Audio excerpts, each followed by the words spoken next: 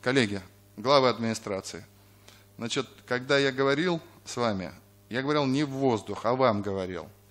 Фаиль Рафаэльевич, я вам делаю замечание очень серьезно. Я вчера не стал просто портить настроение, но когда мы были с вами по селу Озеры, мне учителя сказали, что дети ждут маршрутный автобус более 2 часов. Я все понимаю, что организовано из-за того, что старшеклассники и дети маленькие, но вы для того там на месте и есть, чтобы этот вопрос решать.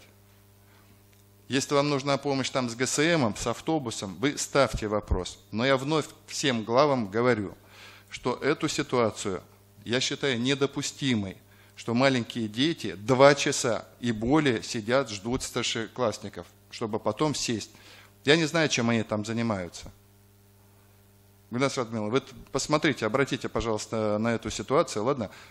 Есть вещи, которые вот не надо на это деньги жалеть. Значит, надо еще один автобус добавить, значит, надо ГСМ добавить, значит, надо оплату труда водителю сделать. Но люди не должны.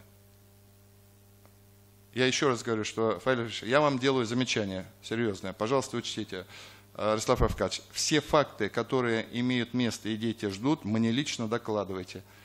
Я главам в ходе первой своей встречи об этом говорил.